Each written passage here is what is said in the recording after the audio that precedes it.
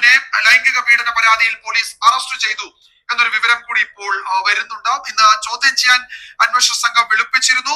ചോദ്യം ചെയ്യലിനിടെ അറസ്റ്റ് രേഖപ്പെടുത്തിയിട്ടുണ്ട്. ഇന്നലെ മുകേഷിന്റെ കാര്യത്തിൽ സംഭവിച്ചതുപോലെ തന്നെയാണ് അറസ്റ്റ് രേഖപ്പെടുത്തി ഒരുപക്ഷെ സ്റ്റേഷൻ ജാമ്യത്തിൽ വിട്ടേക്കും. ഹൈക്കോടതിയുടെ ഇതാരത കേസ് അറിയോ? ഇടവേള ബാബുവിനെ ചോദ്യം ചെയ്യാനാന്ന് പറഞ്ഞ് വിളിച്ചു വരുത്തി നൈസായിട്ടൊന്ന് അറസ്റ്റ് ചെയ്ത് വിട്ടിട്ടുണ്ട്. ഈ വാർത്ത കേൾക്കുമ്പോ ഇന്നലെ എന്തായിരുന്നു മിനിഞ്ഞാന്ന് മുകേഷിനെ അറസ്റ്റ് ചെയ്തു, ആകെ ബഹളം, എന്താ ചെയ്യാ അമ്മച്ചി എന്നൊക്കെ പറഞ്ഞിട്ടായിരുന്നു ഇവിടുത്തെ ന്യൂസ് ചാനലുകൾ ന്യൂസ് കൊടുത്തിരുന്നത്. സത്യം പറഞ്ഞാൽ അവർക്ക് തന്നെ അതറിയാം എന്താണെന്ന്. ജാമ്യം എടുത്തിട്ടുണ്ട്, സ്റ്റേഷനിൽ പോവുക, സൈൻ ചെയ്യുക, പോരുക. ഇതിനെയാണ് അറസ്റ്റ് ചെയ്തു എന്ന രീതിയിൽ ഒരു വലിയ കൊട്ടിഘോഷം നമ്മൾ കേട്ടത്. ഇത് അത് തന്നെ. ഇടവേള ബാബുവിനെ അതാ അവിടെ വിളിച്ചു വരുത്തിയിട്ടുണ്ട്, അറസ്റ്റ് ചെയ്തു, വെറുതെ സ്റ്റേഷൻ ജാമ്യത്തിൽ വിടും. ഇതൊക്കെ എന്താ സത്യം പറയാം, എനിക്കൊന്നും പറയാനില്ല ഈ വിഷയത്തിൽ. എന്തായാലും സിദ്ദീഖിന്റെ കാര്യമാണ് ഏറ്റവും കഷ്ടം. പണ്ട് പറഞ്ഞിരുന്ന വാക്കുകളൊക്കെ ബൂമറാങ് പോലെ തിരിച്ച് ആ മണ്ടത്തലയിൽ വന്ന് വീണുകൊണ്ടിരിക്കുക എന്നുള്ളതാ. അദ്ദേഹത്തിന്റെ മുന്നേ പറഞ്ഞൊരു വാക്കാണ്, കേൾക്കൂ. എനിക്കെതിരെ ഒരാൾ ഒരു ഉപദ്രവം ചെയ്താൽ ഞാൻ അയാളുടെ പേര് വെളിപ്പെടുത്തുന്ന ഒരു പെൺകുട്ടി തീരുമാനിക്കുന്നത് നല്ല കാര്യമാണ്. 20 കൊല്ലം കാത്തിരിക്കണമെന്നില്ല, അപ്പം അടിക്കണം കാരണം നോക്കി ആ സമയത്ത് പേര് വെളിപ്പെടുത്താനുള്ള ധൈര്യം കാണിക്കണം. അന്ന് ധൈര്യം ഉണ്ടായില്ല, 20 കൊല്ലം കഴിഞ്ഞപ്പോൾ ഇപ്പോൾ കുറേശ്ശെ ധൈര്യമെന്നൊന്നും പറയാൻ നിൽക്കരുത്. എല്ലാ പെൺകുട്ടികളോടൊപ്പം കേരള ജനത മുഴുവൻ ഉണ്ടാവും. ആക്രമിക്കപ്പെടുന്ന ആ സെക്കൻഡിൽ പ്രതികരിക്കാൻ ശ്രമിക്കുന്നതാണ് എൻ്റെ അപേക്ഷ. എന്താ പൊന്നെ, എന്താ പള്ളി, എന്താ സിദ്ദിഖ ഇക്കാക്ക, നിങ്ങൾ വല്ലാത്തൊരു സാധനാട്ടോ. അടിപൊളി, ഇഷ്ടപ്പെട്ടു, അടിപൊളി അടിപൊളി. അതായത് അന്ന് നിങ്ങൾക്ക് കിട്ടിയിരുന്നെങ്കിൽ ആ മണ്ടയുടെ മുകളിൽ ആ മുഴ കണ്ടേനല്ലേ, അതാണ്. ആ പെൺകുട്ടിക്ക് തെറ്റുപറ്റിപ്പോയി. അങ്ങനെ ആ കുട്ടിയെ ഉപദ്രവിച്ചിട്ടുണ്ടായിരുന്നെങ്കിൽ അടിക്കണമായിരുന്നു. ഓഹ്, എന്നാലും എൻ്റെ തൊലിക്കെട്ടി എന്ന് ആലോചിച്ച് നോക്കണം കേട്ടോ. ആള് കുറച്ച് മുമ്പ് പറഞ്ഞ ഡയലോഗ് അത്. ഏതാ വിഷയം എന്ന് എനിക്ക് ഓർമ്മയില്ല. എന്തായാലും കൊള്ളാം. ഇരയുടെ കൂടെ നിൽക്കും, ഇരയെ ചവിട്ടാനും ശ്രമിക്കും എന്നുള്ള ഒരു കാര്യമാണ്. ബലാത്സംഗ കേസിൽ സിദ്ദിഖിന്റെ മുൻകൂർ ജാമ്യാപേക്ഷയിൽ സംസ്ഥാനവും സുപ്രീം കോടതിയിൽ തടസ്സ ഹർജി ഫയൽ ചെയ്യും.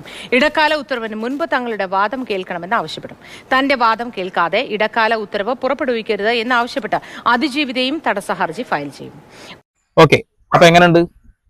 ഇനിയിപ്പോ ഹർജി കൊണ്ട് 5 കളിയാവും. നമ്മുടെ സിദ്ദിഖ് ചേട്ടൻ കുടുങ്ങി എന്നുള്ള കാര്യത്തിൽ ഇനി ഒരു തർക്കവും വേണ്ട. സർക്കാരും കൂട്ടു നിൽക്കുന്നില്ല കൂടെ. അതേപോലെ തന്നെ ആ ഇരയാക്കപ്പെട്ട പെൺകുട്ടിയും വലിയ രീതിയിലാണ് മുന്നോട്ട് പോയിട്ടുള്ളത്. അപ്പൊ ഇനി ജയിലിൽ കിടന്ന് തിരിഞ്ഞു കളിക്കാന്നുള്ളത്. ഒസാക്കി അവിടെ നിന്ന് നമ്മളെ വ്ളോഗ് നോക്കിക്കൊണ്ടിരിക്കുന്നുണ്ട് കേട്ടോ.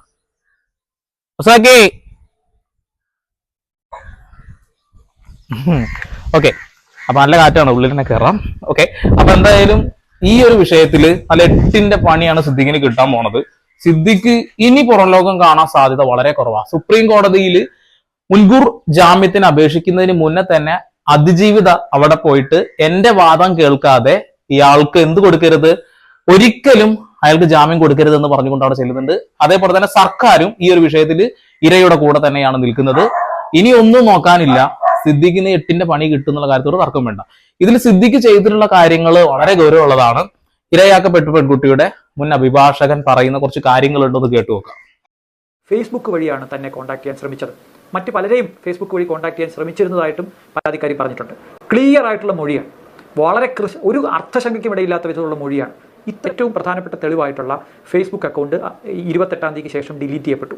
അത് മാത്രമല്ല, മറ്റ് സ്ത്രീകളെ ആ അക്കൗണ്ടിൽ നിന്ന് വിളിക്കുകയും പലതരത്തിലുള്ള സന്ദേശങ്ങൾ അയക്കുകയും ഒക്കെ ചെയ്ത് ഈ അക്കൗണ്ട് തൻ്റേത് തന്നെയാണ് എന്ന് തെളിയിക്കാൻ കഴിയുന്ന രീതിയിൽ, അതായത് സിദ്ദിഖ് ഇക്ക എന്ന് പറയുന്ന ഫേസ്ബുക്ക് പ്രൊഫൈൽ സിദ്ദിഖ് തന്നെയാണ് ഉപയോഗിക്കുന്നത് എന്ന് തെളിയിക്കാവുന്ന നിർണായകമായിട്ടുള്ള ഒരു എവിഡൻസ് കളക്ഷൻ ആ സ്റ്റേജിൽ ഉണ്ടായില്ല.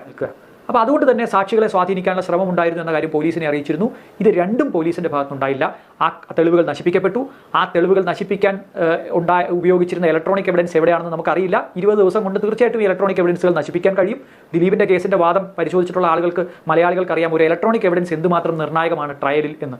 എളുപ്പമല്ല ഇതുപോലെ തെളിയിക്കാൻ ട്രയലിനകത്ത്. അപ്പോൾ അത്തരം തെളിവുകൾ ശേഖരിക്കുന്ന നിമിഷങ്ങളെല്ലാം പാഴാക്കിയ പോലീസ് ഇപ്പോൾ ഈ അവസാന നിമിഷം ഈ വിധി വന്നതിന് ശേഷം പ്രതിയെ അറസ്റ്റ് ചെയ്യാൻ നടത്തുന്ന നെട്ടോട്ടങ്ങൾ കാണുമ്പോൾ വാസ്തവത്തിൽ വളരെ സങ്കടവും അങ്ങേയറ്റത്തെ രോഷവും മാത്രമാണ് എനിക്ക് തോന്നുന്നത്. അദ്ദേഹം ചൂണ്ടിക്കാണിച്ചൊരു പ്രധാനപ്പെട്ട കാര്യം എന്താണെന്നറിയോ? ഇദ്ദേഹം നിരന്തരമായിട്ട് പെൺകുട്ടികളെ കോണ്ടാക്ട് ചെയ്തിരുന്ന സിദ്ദിഖ് ഇക്ക എന്ന് പറയുന്ന ഒരു അക്കൗണ്ട്, ഈ അക്കൗണ്ട് ചുറ്റിപ്പറ്റിയിട്ടാണ് ഈ പെൺകുട്ടിയെ ആദ്യമായിട്ട് കോണ്ടാക്ട് ചെയ്യുന്നതാണ് നമ്മൾ അറിയാൻ കഴിഞ്ഞിട്ടുള്ളത്. ഇതിനെക്കുറിച്ചിട്ട് നമ്മൾ സീക്രട്ട് ഏജന്റ് അരിയണ്ണൻ തന്നെ ഒരു വീഡിയോ ചെയ്തിട്ടുണ്ട്. ഒരു സുഹൃത്തിനുണ്ടായ ഒരു അനുഭവം, ഇക്ക അയച്ചു കൊടുത്ത ഒരു ഫോട്ടോയോ എന്തോ വെച്ചിട്ടുള്ള ഒരു സംഭവം. അപ്പോൾ ആ ഒരു അക്കൗണ്ട് ആദ്യം അങ്ങ് ഡിലീറ്റ് ചെയ്തു. ഓക്കെ, ഒരു പെൺകുട്ടി ഒരു കേസ് കൊടുക്കുമ്പോൾ ആ ഒരു ഇൻഫർമേഷൻ കളക്ട് ചെയ്യാൻ വളരെ എളുപ്പമായിരുന്നു. അതിന് മുന്നേ തന്നെ എന്ത് ചെയ്തു, അത് അങ്ങ് നശിപ്പിച്ചു കളഞ്ഞു. ഇനി അത് തിരിച്ചെടുക്കണമെങ്കിൽ മെറ്റയുടെ കൈയും കാലും പിടിക്കേണ്ടി വരുന്ന എനിക്ക് തോന്നുന്നു. സർക്കാർ എന്തെങ്കിലും പേപ്പറും കാര്യങ്ങളും കൊടുത്തിട്ട് അത് കിട്ടാനൊക്കെ ഒരുപാട് സമയം എടുക്കും. അതായത് 90 ദിവസത്തിന്റെ ഉള്ളിൽ ഈ ഒരു കേസിന് ഒരു തീർപ്പുണ്ടാവില്ല. സ്വാഭാവികമായിട്ടും അദ്ദേഹത്തിന് ജാമ്യം കിട്ടാനുള്ള ഒരു സാധ്യത ഭയങ്കര കളിയാണ്. അതുകൂടാതെ തന്നെ ഇരയുടെ സപ്പോർട്ടായിട്ടുള്ള അതല്ലെങ്കിൽ ദൃക്സാക്ഷികളായിട്ടുള്ള ആളുകളെ അവരെന്നെ ശരിക്കും പറയുകയാണെന്നുണ്ടെങ്കിൽ പണം കൊടുത്തു കയ്യിലാക്കാൻ ശ്രമിച്ചു എന്നുള്ള ഒരു കാര്യം കൂടി പറയുന്നുണ്ട്. അപ്പൊ നല്ല കളി കളിച്ചിട്ടുണ്ട് ഇതിന്റെ പിന്നിൽ. അപ്പൊ അഭിഭാഷകനാണ് പറയുന്നത്, വെറുതെ ഒരു കാര്യം വിളിച്ചു പറയല്ല.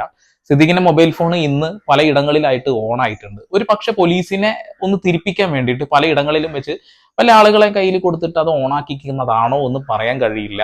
കാരണം എങ്ങനെയെങ്കിലും ഒരു സൈഡിലൂടെ മുങ്ങേണ്ടി വരും. സുപ്രീം കോടതിയിൽ പോലും ജാമ്യം കിട്ടിയില്ലെങ്കിൽ പിന്നെ കേരളത്തിൽ നിൽക്കാൻ കഴിയില്ല, ഇന്ത്യയിൽ നിൽക്കാൻ കഴിയില്ല, നാട് വിടേണ്ടി വരും. അപ്പൊ അതിന്റെ എന്തെങ്കിലും പരിപാടികൾ ചെയ്യാനായിട്ട് പോയതാവും. എന്തായാലും സിദ്ദീഖിന്റെ അഭിഭാഷകൻ പറയുന്നത് വെച്ചിട്ടുണ്ടെങ്കിൽ ഞങ്ങൾ സുപ്രീം കോടതി പോകുന്ന, അതിന് മുന്നേ സർക്കാർ പറയുന്നു, അതുപോലെ ഇര പറയുന്നു, എന്റെ വാദം കേൾക്കാതെ ഒരു കാരണവശാലും അയാൾക്ക് ജാമ്യം കൊടുക്കാൻ പാടില്ല എന്ന് പറയുന്നുണ്ട്.